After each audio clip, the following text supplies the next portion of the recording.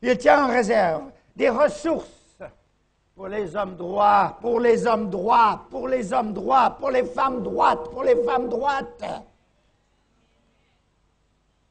Et non pas les tordus, les gens qui adaptent le péché avec les choses saintes, qui essayent d'adapter du moins, mais c'est inadaptable. Bien-aimés, c'est l'heure du choix.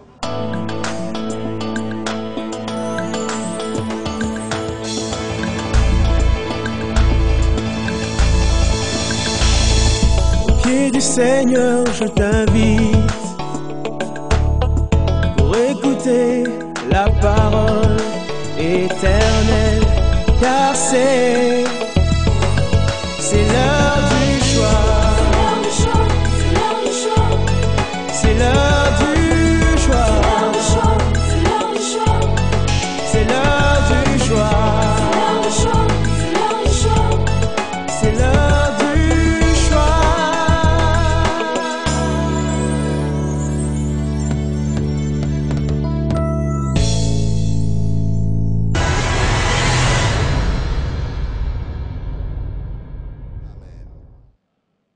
Amen. Alléluia. Alléluia. La joie du Seigneur, c'est notre force. Alléluia. Shalom à vous qui nous suivez sur les médias et de partout où vous vous trouvez. Que la paix du Seigneur soit sur vous. Que Dieu soit béni.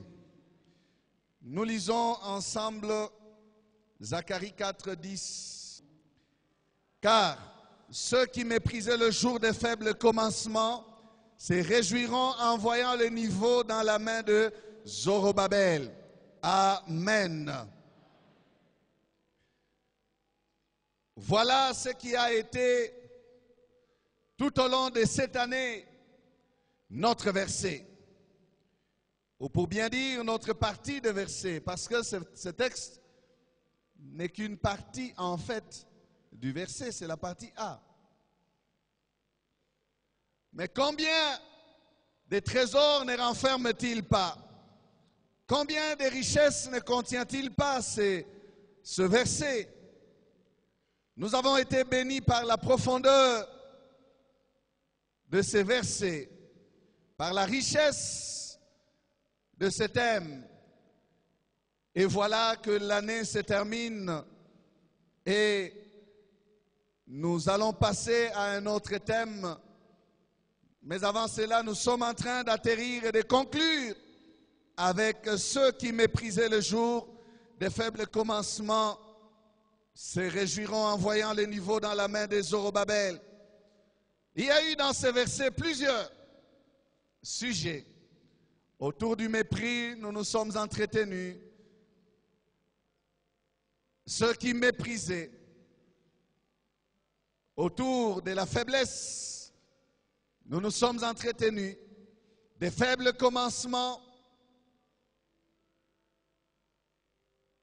Et ce matin, nous avançons un tout petit peu, car je ne pense pas avoir la capacité de dire que nous avons épuisé. Et comme pour chaque année, nous nous retrouvons à la fin de l'année avec un thème qui ne s'épuise pas, qui certainement entre dans le dépôt des choses que le Seigneur nous redonnera encore après. Alléluia.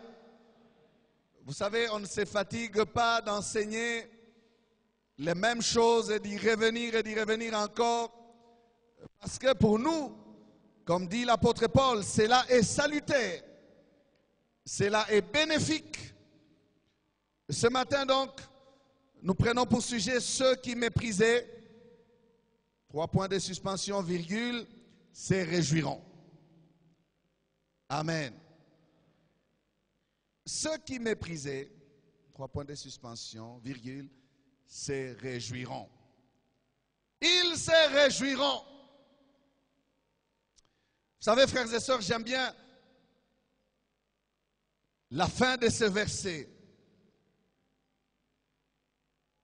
Tout comme son début a été riche, la fin est aussi riche. Ils se réjouiront. L'histoire de ce verset se termine bien. L'histoire de ce verset ne se termine pas par le mépris, par les moqueries, mais elle se termine par la joie. Ils se réjouiront. Et ce matin, c'est un jour de joie. Alléluia. Frère, que Dieu te bénisse pour la sélection des cantiques. Cantiques de joie. Des cantiques de joie. Des cantiques de célébration. Ceux qui méprisaient se réjouiront. Ils vont passer du mépris à la joie. Ah Seigneur, comment donc? Mais ce sont les moqueurs. Ce sont ces gens-là qui méprisaient. Mais ils passeront du mépris à la joie. Alléluia. Ils finiront par se réjouir. Lorsque Zorobabel s'était levé pour commencer l'ouvrage, on ne lui donnait pas de chance. On ne lui donnait pas de possibilités d'avancer. On ne lui donnait pas de possibilités de succès. Parce que nous avons vu ces choses. L'ouvrage était considérable. La tâche était dure. Elle était grande. Et encore, dans la pensée du peuple, il y avait la gloire du temple de Salomon. Et le temple qui est devant nos yeux n'était que des ruines, ou qui étaient devant leurs yeux, je vais dire, à cette époque-là, ce n'était que des ruines à rebâtir, à reconstruire. Des portes étaient consumées, détruites. Il n'y avait plus de gloire en ces lieux-là. Alors, tout ce que le peuple pouvait faire, c'est de regarder Zorobabel et de secouer la tête et dire, il n'y arrivera pas. Et ça ne se limitait pas là. Ça ne se limitait pas là.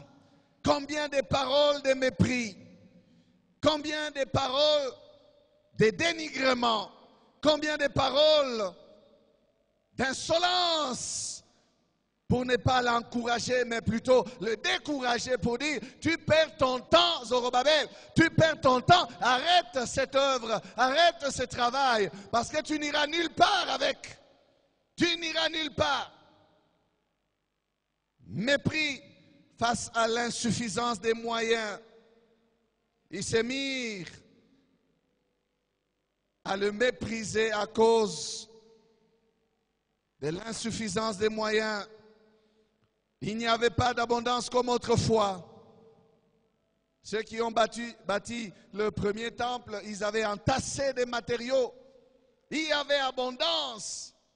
Mais pour sa restauration, il faut se débrouiller, se battre, bousculer, faire des efforts. Mépris aussi, bien-aimés, de l'opposition. Oui, il était sujet aussi de l'opposition des ennemis de Dieu qui ne voulaient pas voir l'œuvre de Dieu être bâtie. L'œuvre de Dieu se levait. Il faisait tout pour empêcher Zorobabel. Mais comme nous l'avons vu tout au long de cette année, frères et sœurs, qui tend vers sa fin, Dieu approuva ses serviteurs. Dieu encouragea ses serviteurs. Dieu les avait soutenus. Zorobabel, Josué et les autres. Et Dieu ne cessait d'envoyer la parole prophétique du moment pour les rendre encore plus forts et les encourager encore à travailler, à aller de l'avant, à se dire, non, n'arrêtez pas, ne baissez pas les mains, je suis avec vous, ne soyez pas négligents, ne vous occupez pas que de construire vos maisons, occupez-vous de ma maison, occupez-vous de mon temple, car ce n'est pas le temps d'habiter des maisons luxueuses, mais c'est le temps de vous occuper de ma maison. Et par la parole prophétique, Zorobabel et les autres tenaient ferme. Alléluia. Dieu les encouragea. Il leur disait, ce ne sera pas par la force, ni par la puissance, mais c'est par mon esprit. Dieu les rassurait de la présence de ces ressources invisibles, comme pour leur dire, si les autres vous méprisent à cause de ce qui vous manque, je vous rassure que vous avez à votre disposition des ressources que leurs yeux ne voient pas. Il leur disait, c'est par mon esprit, dit l'Éternel des armées. Ce ne sera pas par la force, toutes ces violences, tout ça, non, mais par mon esprit. Du rejet à la reconnaissance des choses que le Seigneur est en train de faire. Dieu a le pouvoir de faire changer les attitudes des hommes. Ainsi, il peut faire qu'un contestataire d'hier devienne un allié aujourd'hui. Dieu peut faire à ce qu'un ennemi d'hier devienne aujourd'hui un ami. Dieu peut faire à ce que quelqu'un qui s'opposait hier puisse se dire, je soutiens aujourd'hui. Dieu est capable de faire tout cela. Les mêmes personnes qui ne voyaient dans les faibles commencements que des choses méprisables vont commencer à se réjouir après. Est-ce que tu as entendu? Les mêmes personnes qui ne voyaient dans les faibles commencements que des choses méprisables vont commencer à se réjouir après. Elles vont se réjouir parce que c'est la parole de l'Éternel et elles ont fini par se réjouir. Pour celui qui a la main à l'ouvrage, pour celui qui fait quelque chose et qui suscite ou qui lui suscite du mépris, frère, un encouragement pour toi. J'aimerais nous dire à nous tous que lorsque nous faisons la volonté de Dieu, les réactions des hommes ne doivent pas nous effrayer, de peur de tomber dans le découragement et de bouleverser la suite, de freiner l'action de Dieu, d'arrêter l'action de l'Esprit. Lorsque nous sommes dans la volonté de Dieu, faisant bien la volonté de Dieu, nous n'avons aucun sujet de nous laisser troubler par l'adversaire. Nous n'avons aucun sujet de nous laisser troubler par les moqueurs. Tu fais ta route et tu es dans la volonté de Dieu. Même si ce n'est que de faibles choses, ou ce ne sont que de faibles choses, persévère, marche, continue dans la volonté de Dieu. Ne te déplace pas de la volonté de Dieu. Si tu tiens tête et que tu demeures là, c'est le langage des autres qui changera. Alléluia. Ce n'est pas à toi de changer, ce n'est pas à nous de changer et de quitter la volonté de Dieu. Non. Lorsque nous sommes dans le jour de faible commencement, l'important pour nous, et nous l'avons dit, c'est de nous rassurer que nous sommes dans le plan de Dieu. Amen. De nous rassurer que nous sommes dans le plan de Dieu. J'ai fait de faibles choses, c'est vrai. J'ai commencé petit, c'est vrai. Mais Dieu me veut là-dedans. Ça grandira. Ça va aller de l'avant. Ça va donner des résultats qui vont étonner. Et le langage de ceux qui méprisaient changera.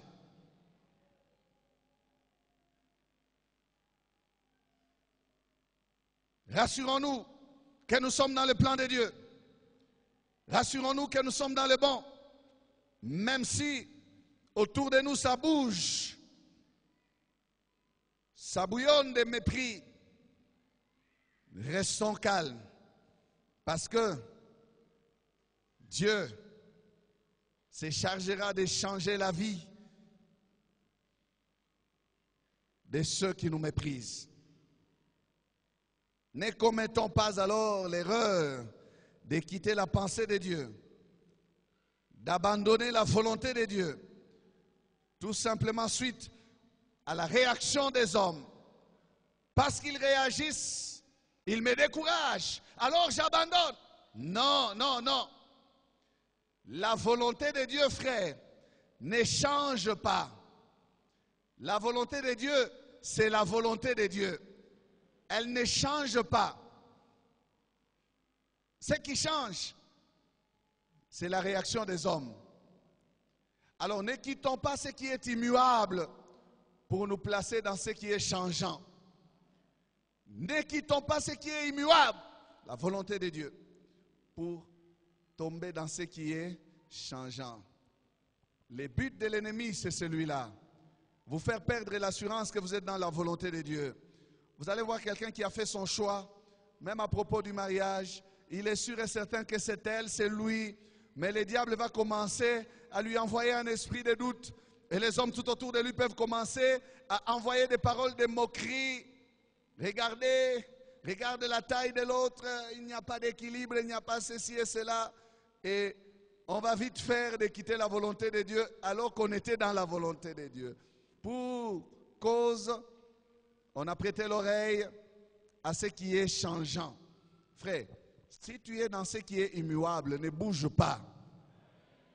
Sœur, si tu es dans ce qui est immuable, ne bouge pas. Dis-leur, je connais mon Dieu. Je sais comment il me parle. Je sais comment il me rassure. Il verse en moi une conviction. Je suis certain que je suis là où je devais être. Même si vous vous moquez de moi, Dieu est capable de changer votre avis.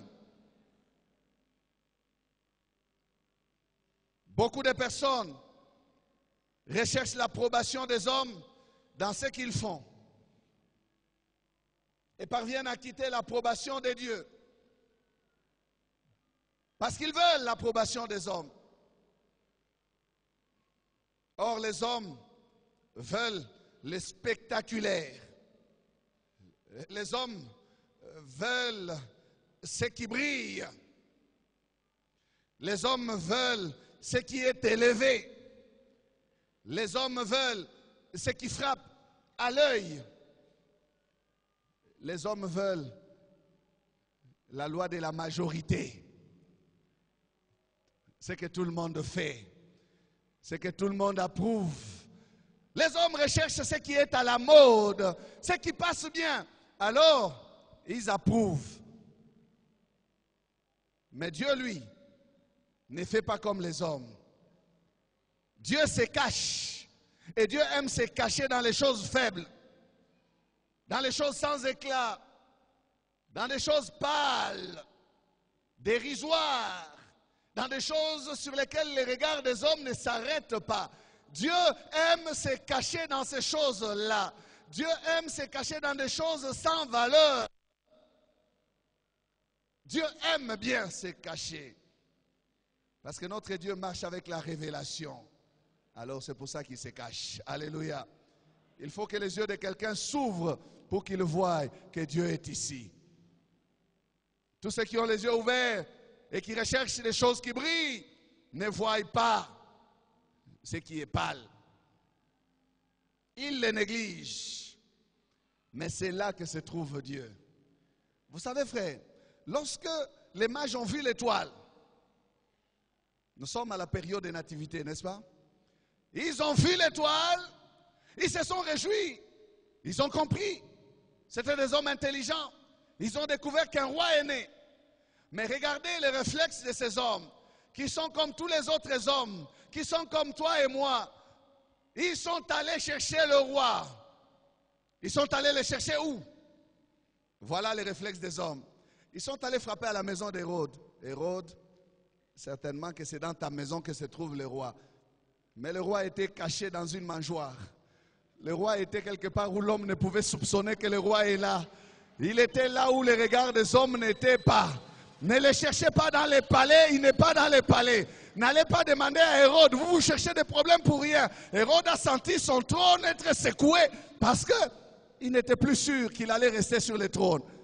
Mais Dieu aime se cacher. Hérode, sois tranquille dans ton règne. Je ne suis pas venu chez toi. Voilà pourquoi les chants ce jour-là étaient: paix sur la terre aux hommes de bonne volonté. aux hommes qu'il agrée, à ceux qui ont la possibilité d'avoir la révélation et de les connaître, de les rencontrer, de le louer, de l'adorer. Pas ceux qui naviguaient dans les hauteurs. Non. Ils sont allés chez Hérode alors qu'il n'était pas là. Quand les yeux des hommes regardent à ce qui frappe l'œil, quand les yeux du prophète se sont arrêtés sur Eliab, cet homme costaud, fort, aîné de sa famille, l'aîné de sa famille. Donc, l'héritier par excellence, c'est lui qui a le droit d'aînesse. Dieu les a dribblés pour aller prendre le petit dernier, faible, David. Parce que Dieu aime se cacher. Je ne sais pas comment Dieu fera pour ceux qui vous méprisent, vous. Et vous-même, vous ne savez pas comment il fera. Mais cette assurance que je communique ce matin est qu'il le fera. Alléluia. Et nous sommes appelés à confesser cela, que ceux qui méprisaient se réjouiront. Dis ça à ton voisin, ceux qui me méprisent se réjouiront. Tu n'as pas dit, frère. Dis-lui, dis-lui, dis-lui. Ceux qui me méprisent se réjouiront. Comment? Je ne sais pas. Je sais que ça arrivera.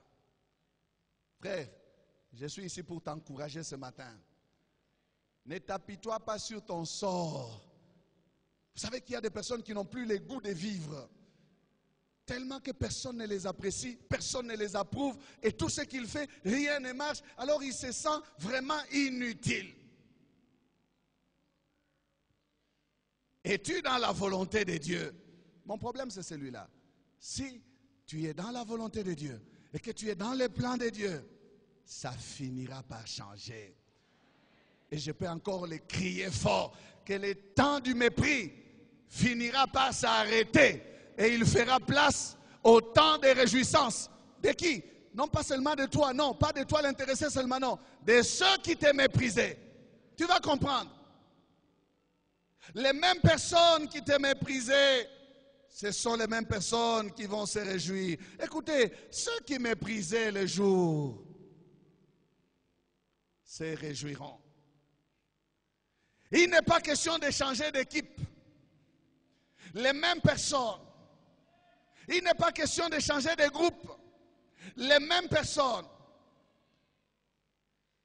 Amen. Il n'est pas question, non, qu'ils passent, qu'ils s'éloignent de moi parce qu'ils me font honte. Ils jettent sur moi l'opprobre. Non. Les mêmes personnes. Les mêmes vont changer d'attitude. Écoutez l'histoire de Paul avec les barbares.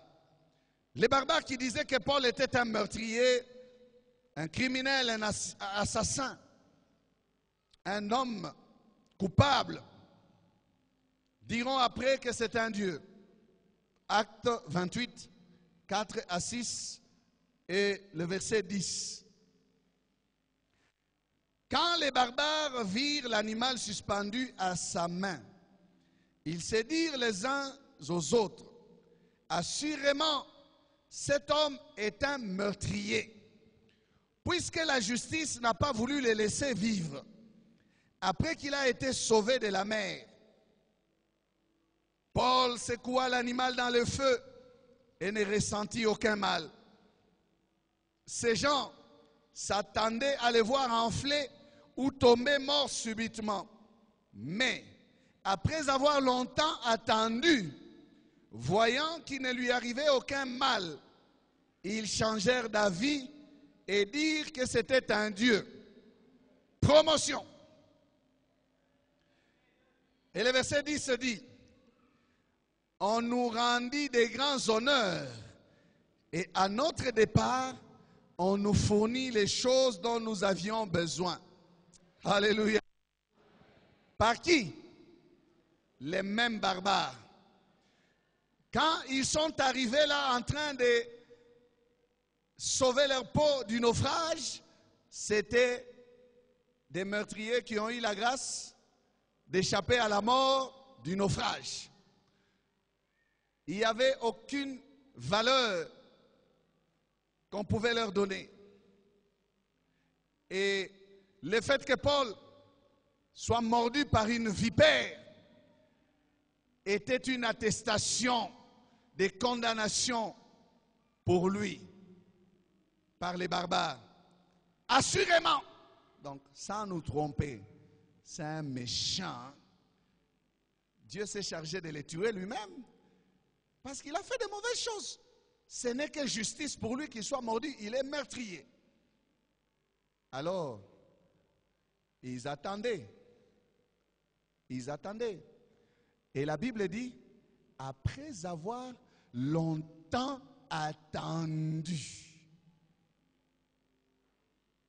Frère, j'aimerais te dire que ce n'est pas un problème si le temps passe. Tu dis, mon mépris a fait longtemps, les moqueries ont fait longtemps, ça continue, ça continue. Non, non. Pendant que le temps passe, c'est le temps où Dieu démontre sa puissance. Au lieu que Paul tombe et meure, au contraire, il démontre aux autres que le poison, le venin du serpent n'a pas eu d'effet dans sa vie. Amen. Donc le temps jouait en la faveur de Paul. C'était une preuve palpable. Puisqu'on attendait que peut-être que ça commence à gonfler ici, peut-être qu'il commence à se tordre ici, ou à dire, aïe, j'ai mal ici. Mais il était bien. Et le temps passait. Donc le fait que le temps passe n'est pas un problème pour notre Dieu. C'est une preuve qu'il est à l'œuvre. Les malheurs que te souhaitent ceux qui se moquent de toi n'arrivent pas. Ils n'arrivent toujours pas. On attendait qu'il meure, mais il ne mourrait pas. Il était debout. Et lorsqu'ils ont vu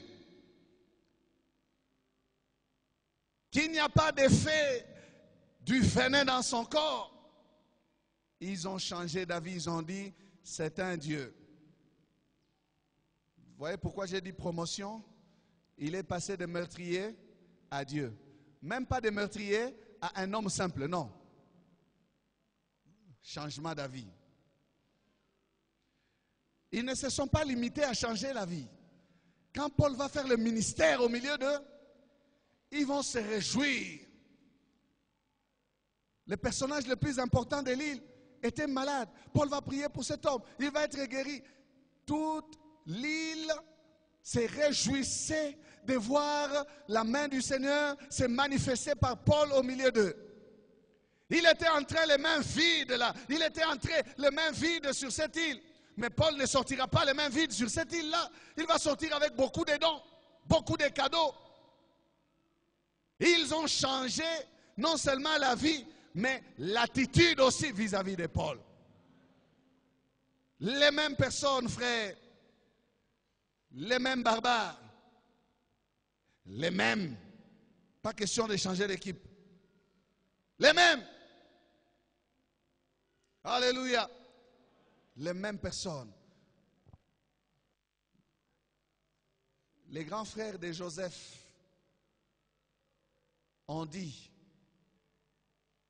voici le faiseur de songes qui vient. Tuons-les. Nous allons voir ce que deviendront ces songes.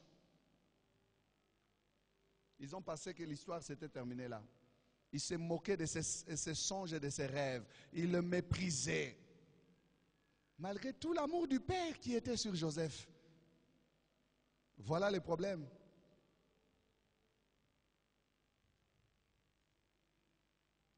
Ils l'ont vendu Vous connaissez l'histoire? Mais les temps ont passé. Les mêmes personnes se sont retrouvées en face de Joseph en train de manger son blé. Ils se sont réjouis d'être épargnés de la mort due à la famine. Mais qui les a sauvés? Celui dont ils s'est moqué. Celui dont ils ont souhaité la mort. Frère, j'ai dit que Dieu n'aura pas besoin de changer cette équipe-là. Les mêmes personnes doivent voir. Les mêmes personnes mangeront ton blé. Le blé. Vous connaissez l'expression le blé? Le blé aujourd'hui c'est du blé. Est-ce que vous avez du blé? Ils mangeront ton blé. Fais ça à ton voisin. Ils mangeront mon blé. Ils se moquent de toi, mais ils mangeront ton blé. Ils ont mangé le blé de Joseph. Ils ont mangé le blé de Joseph. Premièrement, quand ils mangeaient la Joseph les regardait. T'as né à Zodindisa. À Tekanga. Oh, t'as Ruben. Ruben. T'as né à où est la blé? Vous voulez combien de sacs? Allez, prenez. Allez, prenez. Il prend encore l'argent, il serre au-dessus de leur sac. Allez, prenez, allez-y. Il leur dit même, ne vous querellez pas en chemin. Hein? Alléluia! Réjouissez-vous, ne vous querellez pas. Réjouissez-vous parce que votre position a changé, votre avis a changé. Vous étiez en train de vous moquer de moi, mais aujourd'hui, c'est moi qui vous fournis du blé. Ils se réjouiront.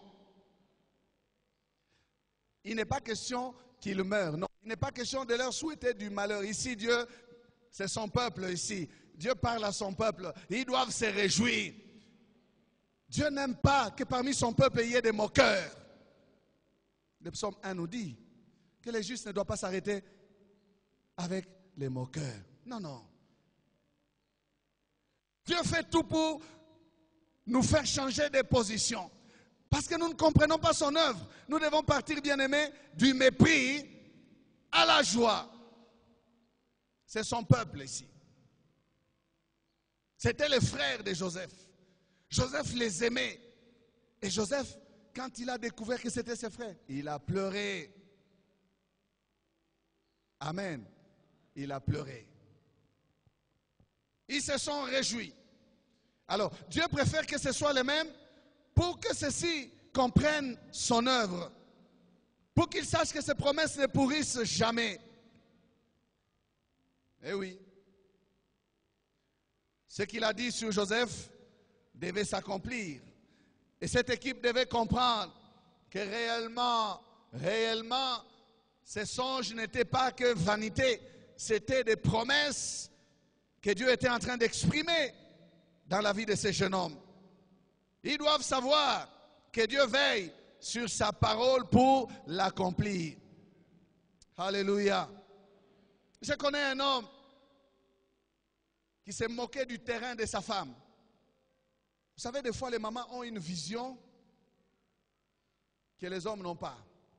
Elle a pris un terrain quelque part là, à la sortie de la ville plus loin, pendant qu'ils étaient à l'aise ici.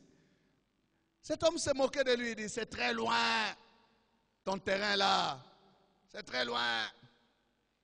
Quelle histoire.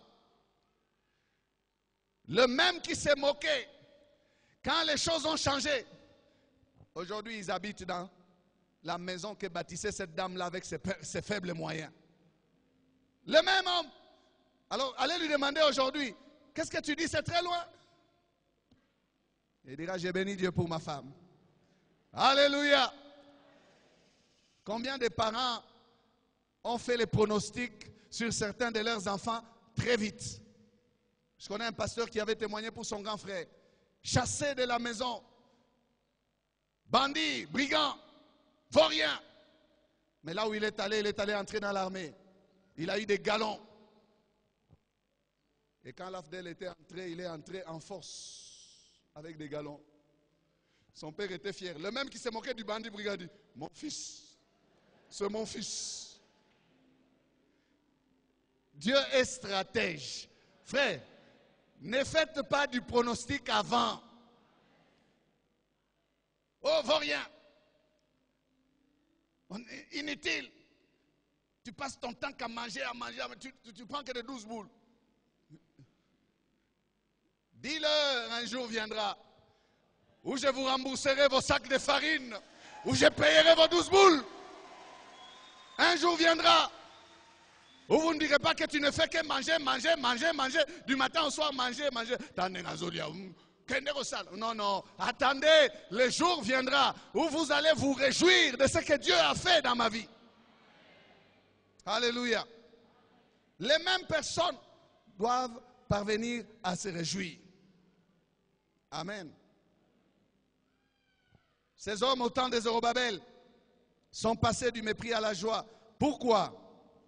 Parce que Zorobabel va tenir ferme dans son service. Il ne va pas s'occuper de leur moquerie, mais il va continuer de s'occuper de son travail. Ce qu'il considérait comme inutile prenait forme. Au fur et à mesure que les jours passaient, Zorobabel avait toujours les niveaux dans la main, en train de les placer sur les murs, de vérifier, c'est équilibré, c'est droit, c'est correct. Ils se réjouiront à cause du niveau dans la main de Zorobabel, toujours à sa tâche, toujours bâtissant l'œuvre de Dieu, toujours faisant la volonté de Dieu. Et ils ne savaient pas qu'une brique qu'il posait après une autre, ça faisait que les murs grandissaient. Alors, quand ils ont vu la chose, la forme, et Zorobabel toujours les niveaux sur les murs, les niveaux dans sa main, ils se sont réjouis. Ils se sont réjouis parce qu'ils avaient enfin un temple. Ils se sont réjouis parce qu'ils voyaient que l'œuvre de Dieu avançait. Les niveaux dans la main de Zorobabel faisaient leur joie. Les murs montaient jour après jour. Les niveaux dans la main, frère, signifie la consécration de Zorobabel au travail. Toujours au travail pour bâtir. Les niveaux, c'est l'instrument dont se servent les maçons pour que les murs soient alignés au niveau normal.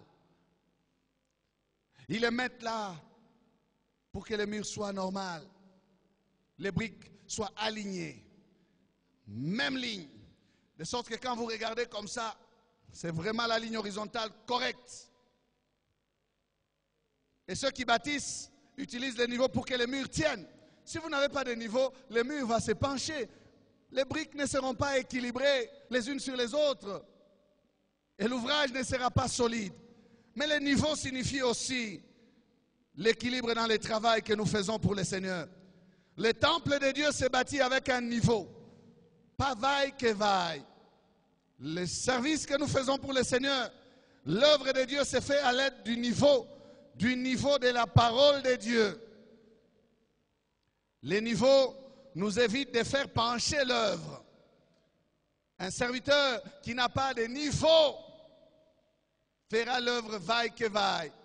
Il faut avoir le niveau dans sa main pour que l'œuvre que tu fais soit équilibrée. Équilibrée. Bien-aimé, le christianisme est équilibré. Le christianisme reflète réellement la pensée de Dieu pour l'homme. Ce n'est pas une activité d'extrémité, quelque chose qui se retrouve à l'extrême, qui quand ça vous prend, vous êtes déphasé, vous ne savez plus vivre la vie normale. Non, ça ce n'est pas le christianisme. Le christianisme a un niveau. Le christianisme nous apprend à faire des choses droites, des choses correctes, des choses qui sont sur la ligne. L'église de Jésus-Christ est équilibrée. Amen. L'enseignement de Jésus-Christ est équilibré. La parole de Dieu est éprouvée. Elle est équilibrée.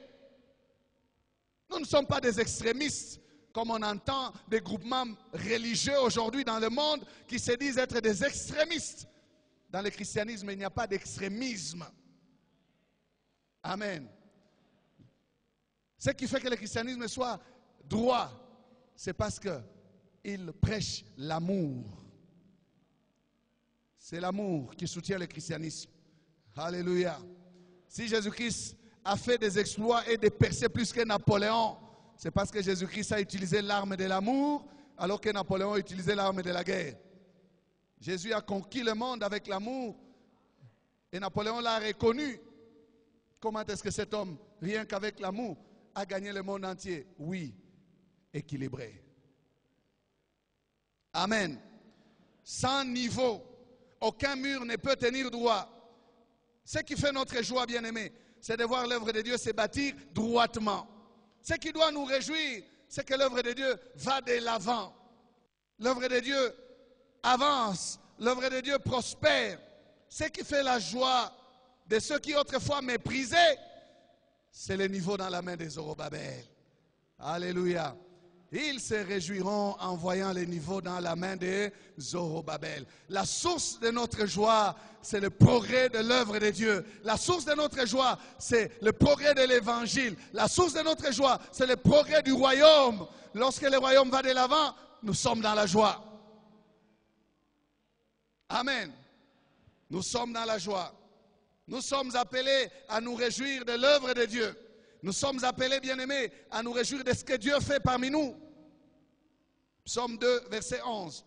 Servez l'Éternel avec crainte et réjouissez-vous avec tremblement. Ceux qui servent doivent se réjouir. Alléluia. J'ai dit, ceux qui servent doivent se réjouir. Réjouissez-vous avec tremblement, vous qui servez l'Éternel. Servez-les avec crainte. Parole éternelle, nous devons nous réjouir. Alléluia. Ici, j'ai béni ceux qui ont la joie pour les temples, que nos yeux voient ici en ces lieux. Que Dieu vous bénisse. J'ai béni ceux qui portent les fardeaux de ces temples. De façon tout à fait solennelle, frère. Que Dieu te bénisse. Toi qui tiens les niveaux dans ta main et qui contribue à ce que les murs grandissent, les murs évoluent. Que Dieu te bénisse. Toi qui contribues, toi qui donnes de ton argent, toi qui participes, toi qui es comme Zorobabel, malgré le découragement de ceux qui te donnaient des conseils pour arrêter de contribuer, tu as persévéré, tu as soutenu les niveaux, tu as toujours eu les niveaux dans la main. Oui, que le Seigneur te bénisse. Tu n'as pas suivi les paroles de moquerie. Tu n'as pas suivi le découragement des autres. Mais tu as été persévérant. Persévérant. Toi qu'on appelle tous travaux ici. Jour après jour, c'est toi qui pèses des choses ici. Que Dieu te bénisse aussi. Sans toi, les niveaux ne seraient pas maintenus ici. Que Dieu te bénisse. Frères et sœurs, soyez bénis vous qui construisez ces temples. Les gens viennent nous poser des questions. Vous avez des dons, vous recevez des dons d'où? On n'a jamais reçu des dons. Il y a des Zorobabel qui tiennent les niveaux ici.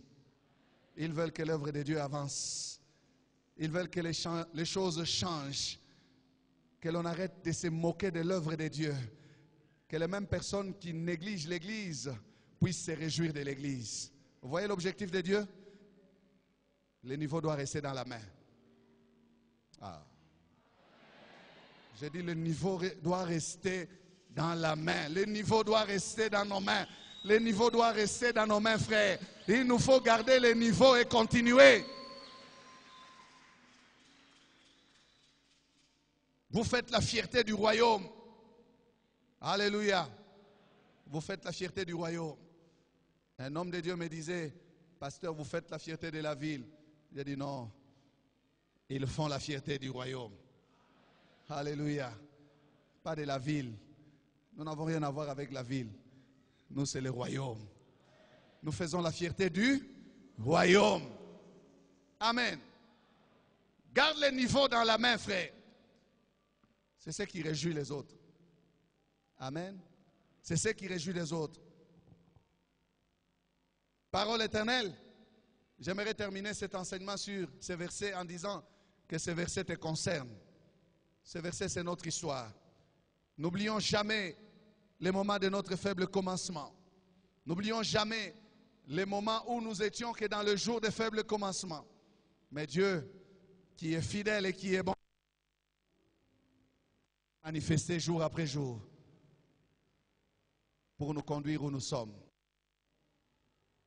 Lentement mais sûrement, ce temple prend forme. Lentement mais sûrement. Cette parole est pour la parole éternelle. Dieu nous a fait passer du mépris à la joie. Amen. Baissons la tête. Nos prédications sont en continu sur notre site web qui est www.labornelouchi.net. Vous pouvez aussi nous écrire aux adresses électroniques suivantes: lepasteur@labornelouchi.net, guillamani@gmail.com. Pour toutes vos requêtes, écrivez-nous à l'adresse électronique suivante: requêtes@labornelouchi.net. Et si vous désirez nous contacter, appelez-nous au numéro suivant: 099 99 56 891.